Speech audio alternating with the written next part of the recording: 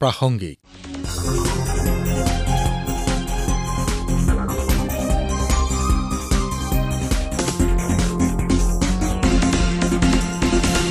নমস্কাৰ শ্ৰোতাসকল, প্ৰাসংগিকলৈ আপোনালোকক স্বাগতম। আজিৰ অনুষ্ঠানত শুনক লখিমপুৰ জিলাৰ যক্ষ্মা আৰু এইডছ নিয়ন্ত্ৰণ বিষয়া ডাঃ হৃদয়ানন্দ বৰুৱাৰ সৈতে হোৱা সাক্ষাৎ গ্ৰহণ কৰিছে আমাৰ লখিমপুৰৰ সংবাদদাতা হিমাদ্ৰী দিহিঙীয়াই। ডক্টৰ বৰুৱা, আপোনাক আমাৰ অনুষ্ঠানলৈ স্বাগতম জনাইছোঁ। নমস্কাৰ। আজিৰ অনুষ্ঠানত আমি প্ৰধানমন্ত্ৰী যক্ষ্মামুক্ত ভাৰত অভিযান আৰু প্ৰাপ্তবয়স্ক BCG ভেকচিনেশ্যনৰ বিষয়ে কথা পাতিম।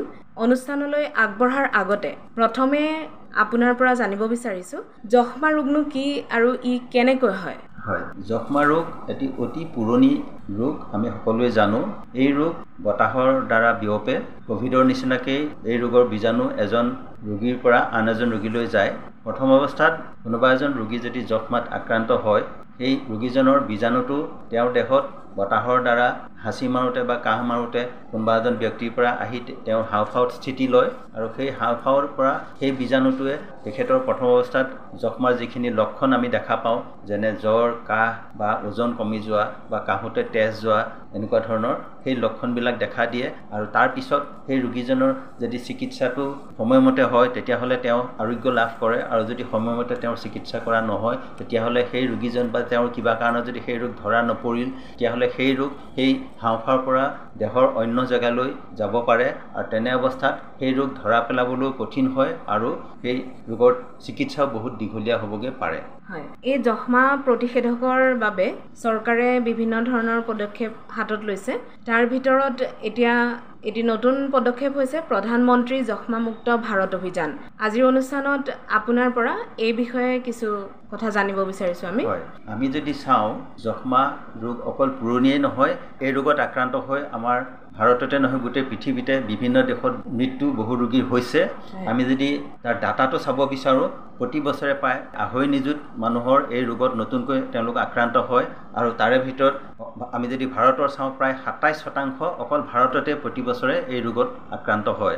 আৰু যদি এই ৰোগৰ আমি ভয়াৱহতাটো চাবলৈ যাওঁ, বছৰেকত আমাৰ দেশতে প্ৰায় 2,80,000 যক্ষ্মা ৰোগীৰ মৃত্যু হয়, আৰু যদি আমি দৈনিক হিচাপে চাওঁ প্ৰায় 14,000 ৰোগী ভাৰতত দৈনিক এই ৰোগত আক্ৰান্ত হৈ মৃত্যুমুখত পৰে। অৰ্থাৎ প্ৰায় ঘণ্টাত 58জন ৰোগীৰ মৃত্যু হয়। গতিকে এই ৰোগৰ ভয়াৱহতা কিমান আমি সকলোৱে বুজিব পাৰিছোঁ। গতিকে এনেকুৱা এটা ৰোগ বা এনেকুৱা এটা ব্যাধিৰ পৰা আমাৰ যিহেতু ভাৰতৰ জনসংখ্যাও বহুত বেছি, প্ৰায় 140 কোটি জনসংখ্যাৰ মানুহ আছে আমাৰ এই দেশত, আৰু যিহেতু যিমানে জনসংখ্যা বেছি হ'ব সিমানেই এই ৰোগৰ বীজাণু ইজনৰ পৰা সিজনলৈ যোৱা সংক্ৰমণ হোৱাৰ সম্ভাৱনাও বেছি থাকিব। সেইকাৰণে ভাৰত চৰকাৰে এখন আঁচনি লৈছে, যাৰ দ্বাৰা আমি 2025 চনৰ ভিতৰত ভাৰতৰ পৰা যক্ষ্মা নিৰ্মূল কৰিবলৈ বিচৰা হৈছে। আৰু এই যক্ষ্মামুক্ত ভাৰত অভিযানৰ যি এটা আঁচনি গ্ৰহণ কৰিছে ভাৰত চৰকাৰে, তাৰ আধাৰত বিভিন্ন ধৰণৰ কিছুমান আনুষংগিক আঁচনি লোৱা হৈছে, আৰু তাৰ যোগেদি ৰোগীসকলক চিকিৎসাৰ কাৰণে বিনামূলীয়া চিকিৎসা বা ৰোগ নিৰ্ণয়ৰ কাৰণে কিছুমান ব্যৱস্থা কৰা হৈছে। আগৰ যিবিলাক আমাৰ ৰোগ নিৰ্ণয়ৰ ব্যৱস্থা আছিলে, যেনে মাইক্ৰস্কোপত ৰোগী বীজাণুটো বিচাৰি উলিওৱা, এতিয়া নতুনকৈ কিছুমান নতুন মেচিন দিছে, আমি যেনে নেট মেচিন বুলি কওঁ বা ট্ৰু নেট মেচিন বা CBNet মেচিন বুলি কওঁ। সেই মেচিনত যিহেতু এইবিলাক খুবেই চেঞ্চিটিভ মেচিন, গতিকে কম সময়ৰ ভিতৰতে আমি ৰোগৰ বীজাণু ধৰা পেলাব পাৰোঁ। অকল সিমানেই নহয়, ৰোগৰ বীজাণু ধৰা পৰাৰ পিছত সেইসকল ৰোগীক আমি যাতে বিনামূলীয়া চিকিৎসা দিব পাৰোঁ, তাৰ বাবে চৰকাৰে বিনামূলীয়া ঔষধৰ ব্যৱস্থা কৰিছে। আৰু যিহেতু এই ৰোগৰ চিকিৎসা দীঘলীয়া হয়, কমে 6 মাহ ধৰি তেওঁলোকক আমি চিকিৎসা কৰিব লাগে, গতিকে দীঘলীয়াকৈ চিকিৎসা বিনামূলীয়াকৈ দিবৰ বাবে যিমানখিনি ঔষধৰ প্ৰয়োজন হয় সেইখিনিও চৰকাৰে দিয়াৰ ব্যৱস্থা কৰিছে। সিমানেই নহয়, যিসকল ৰোগী এই ৰোগত আক্ৰান্ত বুলি ধৰা পৰাৰ পিছ মুহূৰ্ততে আমি চৰকাৰৰ কিছুমান পৰ্টেলত আমি এই কথাখিনি জনাব লাগে। আমি নিশ্চয় পৰ্টেল বুলি এটা পৰ্টেল আছে, সেই পৰ্টেলত ৰোগীৰ যিখিনি আমাৰ ডাটা থাকে সেইখিনি আপলোড কৰি দিব লাগে।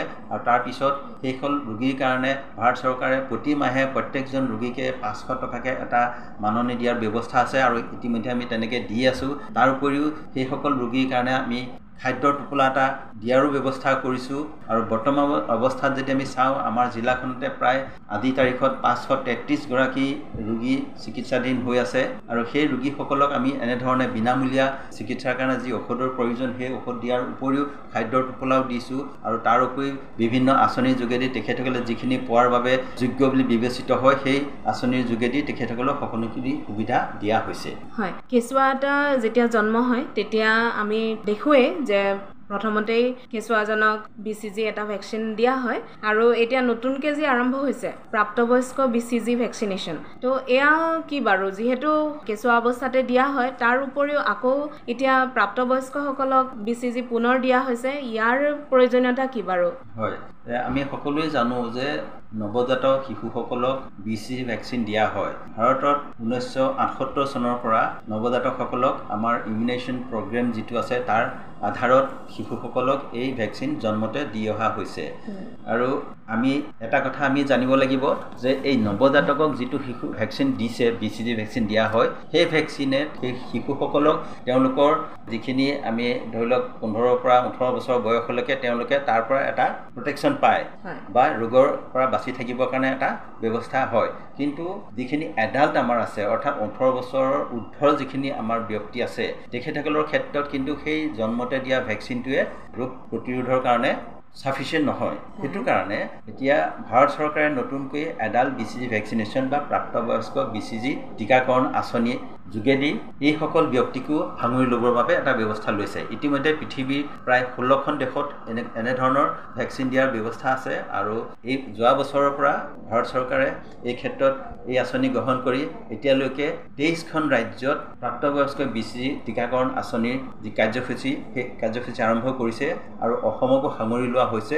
অসমৰ 2খন জিলা লোৱা হৈছে, লখিমপুৰ আৰু শিৱসাগৰ, আৰু এই 2খন জিলাত আমি যোৱা জুন মাহৰ 11 তাৰিখৰ পৰা এই এডাল্ট BCG ভেকচিনেশ্যনৰ কাৰ্যসূচী ইতিমধ্যে ৰূপায়ণ কৰিছোঁ আৰু আমাৰ জিলাখনত যিহেতু আমাৰ 2011 যিটো আমাৰ চেন্সাছ ৰিপৰ্ট সেইমতে আমাৰ জনসংখ্যা আছিলে 11,84,450।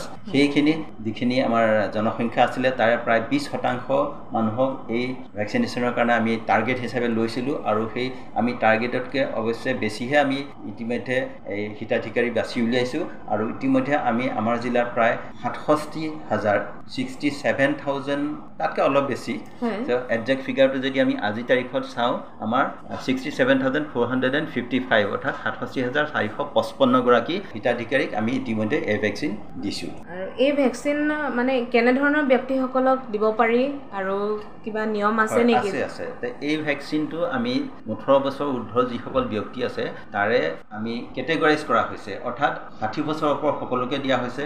60 বছৰ তলৰ যিখিনি বা 18 বছৰ বা 60 বছৰৰ ভিতৰৰ যিখিনি ব্যক্তি আছে সেইসকলৰ যদি কোনোবাই যোৱা 5 বছৰ TB ৰোগত ভুগিছে তেখেতসকলক দিয়া হৈছে আৰু ইতিমধ্যে তেখেতৰ সেই TB ৰোগৰ চিকিৎসা সম্পূৰ্ণ হোৱা প্ৰায় 1 মাহ হ'ব লাগিব।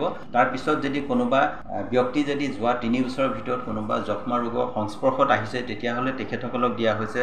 যিসকল মধুমেহ ৰোগী বা নিজকে ডায়েবেটিক বুলি তেখেতসকলে চিনাক্ত কৰিছে সেইসকলক দিয়া হৈছে আৰু যিসকল ধূমপান কৰে বা আগতে কৰিছিলে তেখেতসকলক দিয়া হৈছে আৰু যিসকলৰ BMI বা হৰ সূচাংক বুলি কওঁ সেইটো যদি 18তকৈ কম হয় তেখেতসকলক দিয়া হৈছে। এইকেইটা কেটেগৰীৰ ব্যক্তিসকলক এই ভেকচিনটো দিয়া হৈছে। আৰু ইয়াতে আৰু এটা কথা আছে যে ইয়াৰ মাজতো যদি কোনোবা আমি এনেকুৱা যদি কিবা কণ্ডিশ্যন থাকে যাক আমি দিব নোৱাৰোঁ তেনেকুৱাসকলক বাদ দিয়া হৈছে। এই কণ্ডিশ্যনবিলাক হৈছে যে যিহেতু এইটো এটা প্ৰগ্ৰেমেটিক ষ্টাডি গতিকে আমি কাকো জোৰ জবৰদস্তি এই ভেকচিনটো দিয়া নাই। আমি কথাখিনি বুজাই দিয়াৰ পিছত যিসকলে এই ভেকচিনটো ল'বলৈ আগবাঢ়ি আহিছে তেখেতসকলক দিয়া হৈছে আৰু তেখেতসকলৰ পৰা আমি কনচেণ্টটো লৈছোঁ আৰু যিসকলে এইটো ভেকচিন ল'ব বিচৰা নাই তেখেতসকলক এই কাৰ্যসূচীৰ পৰা বাহিৰত ৰখা হৈছে। তাৰ উপৰি যিসকলে ধৰি লওক কিছুমান বিশেষ দুৰাৰোগ্য বেমাৰত ভুগিছে বা শয্যাগত হৈ আছে বা গৰ্ভৱতী মহিলা বা দুগ্ধপান কৰি থকা মহিলা তেখেতসকলক দিয়া হোৱা নাই বা HIV পজিটিভ হ'লে দিয়া নাই বা যিসকলে এনেকুৱা ধৰণৰ চিকিৎসা কৰিছে যে যিবিলাকৰ দ্বাৰা তেখেতসকলৰ বডি ইমিউনিটি কমিব পাৰে, ইমিউনোছাপ্ৰেছিভ ড্ৰাগ যদি লৈছে তেখেতসকলকো দিয়া হোৱা নাই। এইখিনি ব্যক্তিক আমি বাদ দিছোঁ। তাৰ উপৰি যদি কোনোবাই যোৱা 3 মাহত তেজৰ সঞ্চালন হৈছে বা ব্লাড ট্ৰেন্সফিউজন হৈছে তেখেতসকলক এই ভেকচিন দিয়া হোৱা নাই। তাৰ বাহিৰে বাকীখিনি ব্যক্তিক আমি এই ভেকচিনটো দিবলৈ চেষ্টা কৰিছোঁ। হয়, ডক্টৰ বৰুৱা ডাঙৰীয়া আপোনাক ধন্যবাদ জনাইছোঁ। নমস্কাৰ। প্ৰাসংগিক শুনিলে আজিৰ অনুষ্ঠানত লখিমপুৰ জিলাৰ যক্ষ্মা আৰু এইডছ নিয়ন্ত্ৰণ বিষয়া ডাক্তৰ হৃদয়ানন্দ বৰুৱাৰ সৈতে হোৱা সাক্ষাৎকাৰটি শুনিলে। সাক্ষাৎ গ্ৰহণ কৰিলে আমাৰ লখিমপুৰৰ সংবাদদাতা হিমাদ্ৰী দিহিঙীয়াই। অনুষ্ঠানটিৰ প্ৰযোজনা মানস প্ৰতিম শৰ্মাৰ, সহযোগিতা আগবঢ়ালে অপূৰ্ব মালিয়ে। পৰৱৰ্তী প্ৰাসংগিক শুনিবলৈ পাব অহা সপ্তাহৰ আজিৰ এই একেই সময়তে। নমস্কাৰ।